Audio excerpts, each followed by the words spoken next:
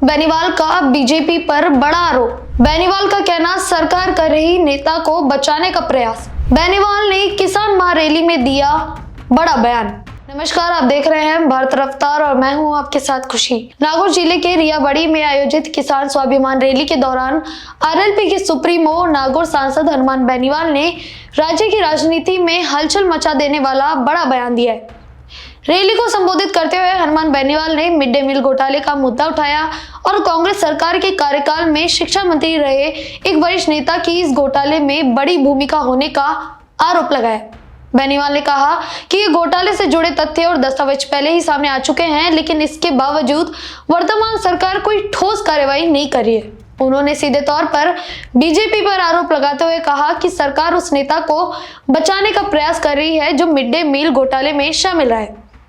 हनुमान बेनीवाल ने मंच से चेतावनी देते हुए कहा कि यदि दोषियों पर जल्द कार्रवाई नहीं हुई तो आरएलपी किसानों और आम जनता के साथ मिलकर आंदोलन को और तेज करेगी।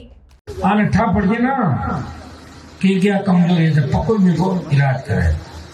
अभी मिड डे मील घोटाला 2,500 करोड़ का, अगर आप लोकसभा की कार्रवाई देखते हो तो 1 साल पहले मिड डे मील घोटाले को मैंने उठाया था। देखा था किसी आपने? तब मैंने 4 IAS अधिकारियों के नाम लिए थे और एक मैंने ये बोला था कि राजस्थान के पूर्व शिक्षा मंत्री मिड डे मील घोटाले के अंदर आरोपी है। 2,500 करोड़ का जो घोटाला हुआ उसमें राजेंद्र यादव उनके बेटे इतने ही आरोपी नहीं है। जो कमलजीत इस फर्म का मालिक है, उस कमलजीत को अशोक गहलोत से मिलवा के अगर मिड डे मील का ठेका दिलाया तो कांग्रेस के प्रदेश अध्यक्ष गोविंद सिंह डोटासरा ने दिलाया था। उनके खिलाफ FIR क्यों नहीं है?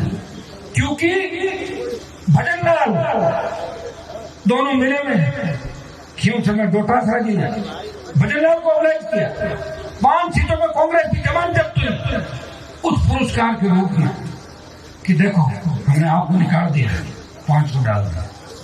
भाई मैं ये नहीं कह रहा हूं, ये वो लाल डायरी कह रही है जिसके पहले पन्ने पर लिखा हुआ है लाल डायरी के कि डोटासरा जी कमलजीत को लिख के अशोक जी के पास पहुंचे और अशोक जी ने आंख बंद करके ठेका दे दिया।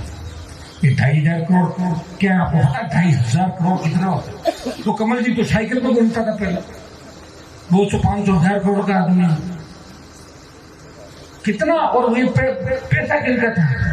ये गरीब हमारे बच्चे जो स्कूल के अंदर जाते हैं उनको पौष्टिक भोजन नहीं मिले, बीमार हो गया, घटिया दर्जे का खाना दो उनको, इस पर माफ नहीं करेगा। आखिर फंस गए ना, बहुत हंस रहे थे। हनुमान जी की पत्नी पर आ गया घोटाला। मुझे एक आया, 4 और आएंगे, RPC का आएगा, दूसरा आएगा, कौन मदद करेगा बताओ? क्योंकि आपने लूटा डाल दिया और मेरे पास तो लूटा नहीं भी डालते। मेरे सामने तो भ्रष्टाचार मुझे दिख जाता है, तो निश्चित रूप से भ्रष्टाचार के खिलाफ मैं बोलता हूं, क्योंकि मेरी पार्टी का गठन इस भ्रष्टाचार के खिलाफ किसान जवान की ताकत बनके जवान किसान की सत्ता में भागीदारी। पार्टी गठन के समय मैंने कहा था कि जिस दिन जवान किसान को आवश्यकता होगी हनुमान बेनीवाल सत्ता का सुख छोड़ के अपने भाइयों के बीच आधी रात को आ जाएगा। और कई आधी रातें राजस्थान में मैंने। अब सवाल यह है कि क्या सरकार इन आरोपों पर जांच के आदेश देगी या फिर विपक्षी के आरोपों का सिर्फ राजनीतिक बयान मानकर नजरअंदाज कर दिया जाएगा।